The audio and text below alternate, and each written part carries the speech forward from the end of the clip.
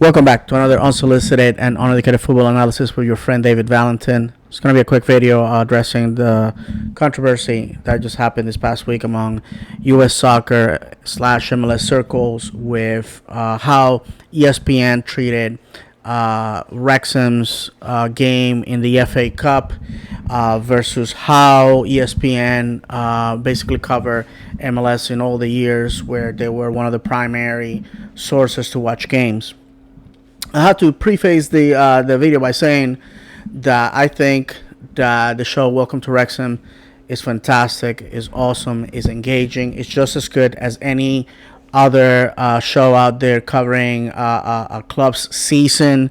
We saw it with Sunderland Till I Die, Hard Knocks.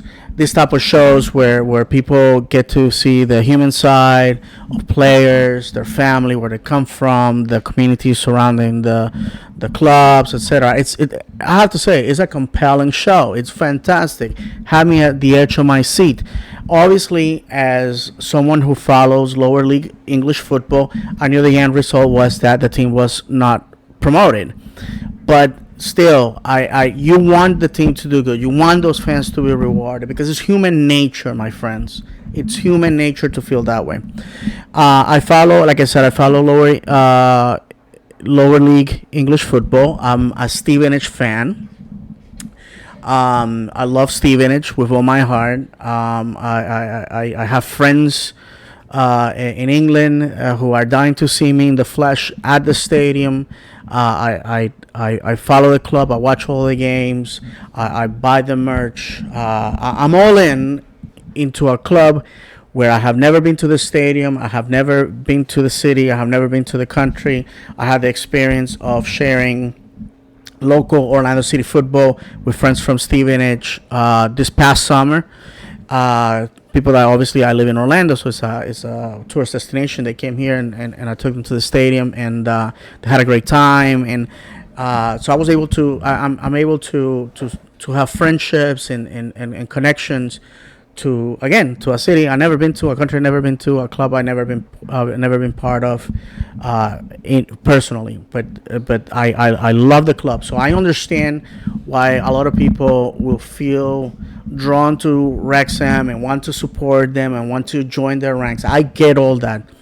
This is not a video attacking Wrexham or their ownership, American ownership that saved that town's club from dying, because that's what happens in promotion relegation systems, where when the money dries up, when bad decisions come to pull the receipts, situations like that happen. Since I've been following Stevenage, I've seen Bury die. I've seen Scunthorpe get relegated. And at the moment that I'm recording this, we don't know if there's going to be a club next year. They are right now maybe looking at dropping to the National League North. That's 6th division, my friends. After a club that had been in the highest of heights in English football. I got to see a club like Oland Athletic, a former Premier League club, go down to the National League. I have seen Macclesfield die.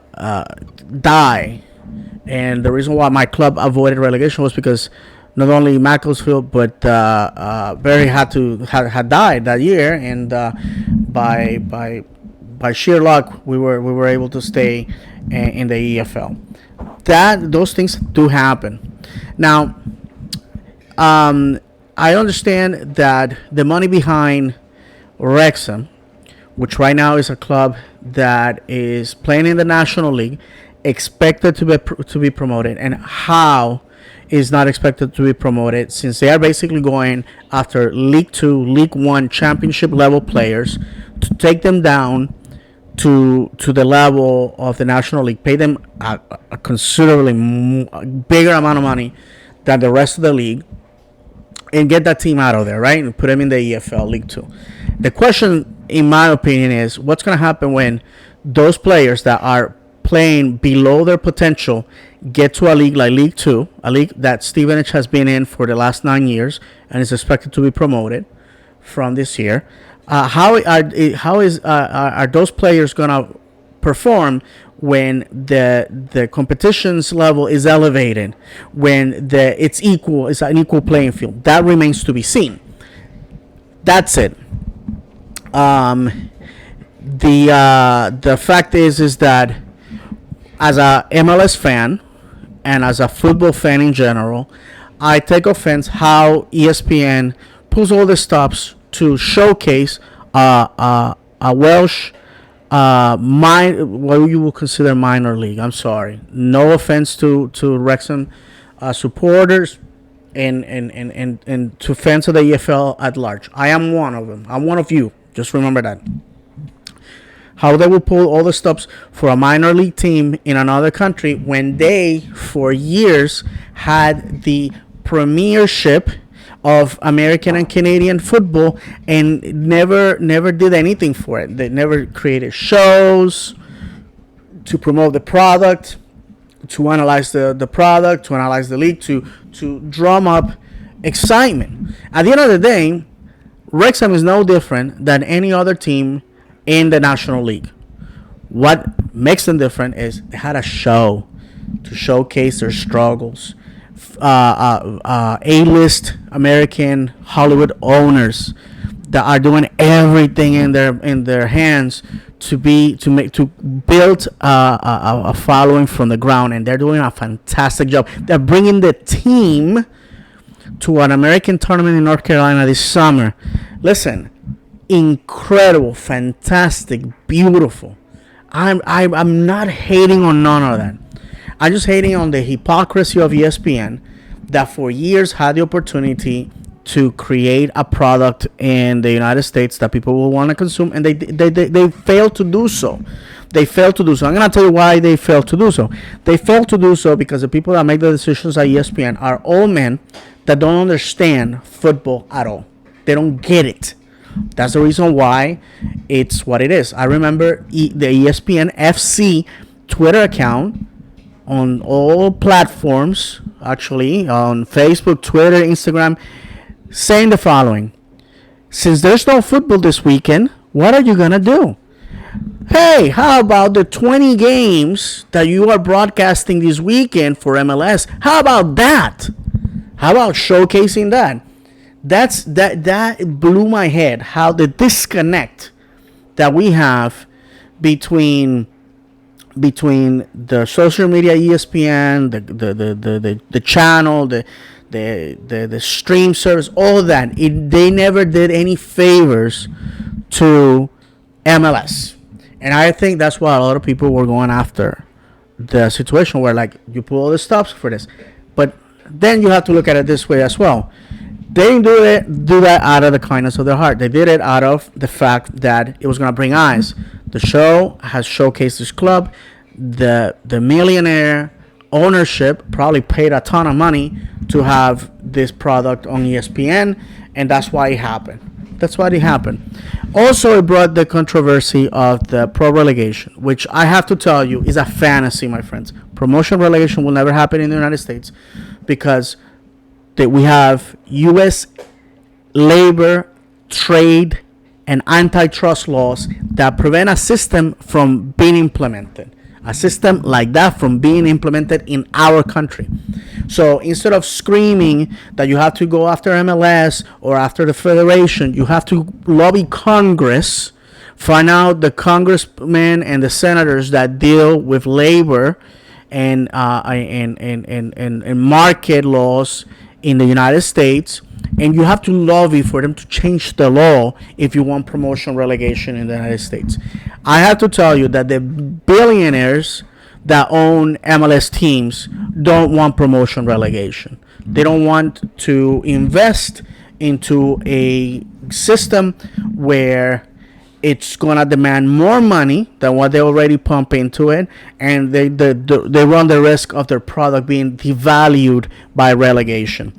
The idea that a small village in Alaska can start a football team and go all the way to the premiership of the United States is a fantastic fantasy, because the reality, my friends, is that three things are always going to stop a club from moving forward: money, population, and infrastructure. Stevenage managed to win the then co-conference, what today we know as the National League, in 1996, and prevented from moving on to League Two in the EFL based on the fact that the stadium at the time did not meet the criteria to go into that league. And they had to wait 14 more years in order to gain promotion through the playoff system in order to get to the EFL. Yes, my friends, Stevenage has a ceiling. They're going to get promoted to League One. If they want to go to the championship, there's going to have to be changes to the stadium. They're going to have to increase the size, etc., etc., etc. Stevenage, unfortunately, is a town of about 100,000 people. An ex-burb of London. Can they create the demand for tickets to the point where they can fill a $50,000, 50,000 seat stadium? Perhaps. But you're demanding that on game day, 50% of the local population goes to the game. So, as a Stevenage fan, I already know that unless something super extraordinary happens, that maybe the ceiling of my club is championship or League One, and that's it. That's always gonna be the place where we're gonna finish. But you never know. Maybe some billionaire in the United States goes crazy, buys Stevenage, and takes it all the way to the Premiership. That may happen. One of the things that pro relegation proponents obviously ignore all the time is that in any league, in any country in the world, the Premiership, the top level, the first divisions, is always populated by teams, clubs from the biggest population centers. There's never a club from some small village in the middle of nowhere. In fact, when I was studying and researching for a podcast that I was part of to talk about Facundo Torres, a player that was signed by Orlando City last year in 2022, I noticed that the Premiership in Uruguay, all the teams, with the exception of one at that particular time, were all based out of Montevideo, the capital of a country with 3.2 million people.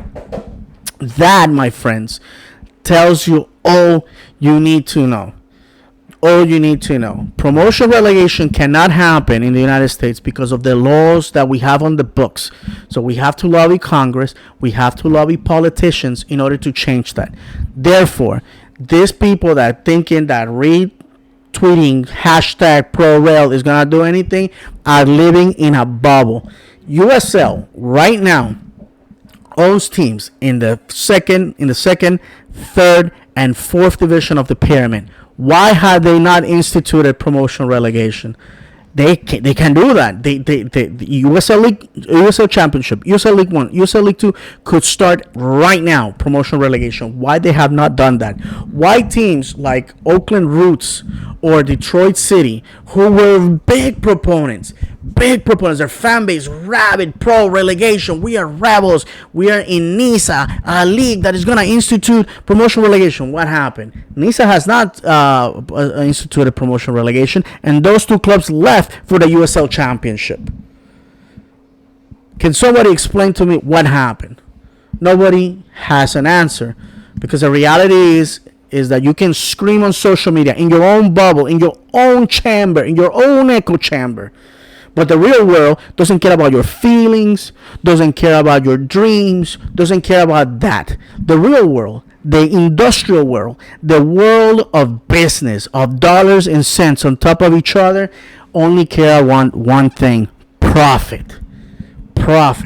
And they don't care about promotion relegation. So that's something that you have to live with. It. You want promotion relegation? Go move to another country, or start a promotion relegation league. See how that goes. See how that works, and tell me about it.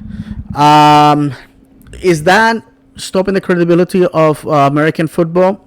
Perhaps, yes. That's maybe in the eyes of the world. Yes, it does.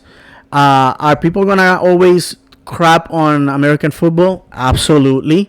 And that criticism always comes from countries that are jealous and envious of our power, our riches, and our status in the world stage. So they are always gonna pick on the one thing that we can do better than them, right? They have to pick on that little crack, that little crease in our armor to say, oh, look, you are not good enough. You're not bad enough. Because haters are always going to, maximize your failures and diminish your achievements. That's what is always going to be. So, with that said, my friends, I encourage you to support your local football club. Not because it's the right thing to do. It's because if you love the game of football, you love going to the stadium. You love hearing the roar of the fan base. You love yelling at the ref, yelling at the opposing teams, cheering on your boys, wearing your team colors, going to the stadium with your family and your friends, having a good time, filling the stadium with smoke and the flags waving. That's what you want to be. Football is not a TV show. Football is a lifestyle, my friends. And I encourage all of you to go, and if you love the game of football and you have a team nearby, go support it. Go support it. Just listen, me, I support Orlando City. I go to the stadium. I live 10 minutes away from the stadium. I go and watch the games. I support my beloved Stevenage in League 2. I support my beloved Maccabi Haifa in Israel. And if all the stars align themselves, maybe all three teams are going to give me trophies this year to cheer on. And I leave you with this, my friends. Supporting my overseas clubs costs me money in streaming services. For Stevenage, I pay $250 on the EFL's iFollow account app to watch every single game of my beloved club. And for Maccabi Haifa, I have to do a balancing act between the league's YouTube account that shows games after the fact, or find some crazy stream somewhere, or be at the mercy of them showing the games on a reputable streaming service like ESPN or Fubo or anything like that. That's what it takes when you love football and when you love a club and you want to follow it. So, with that, I conclude this video.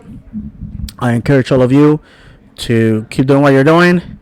MLS season is up on us, and I cannot wait for it to start.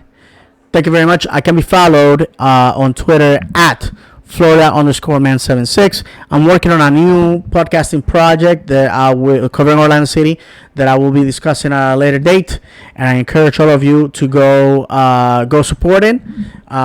You can subscribe here, or you can follow me on Twitter to find out. Thank you very much. May God bless you, and as always, vamos Orlando.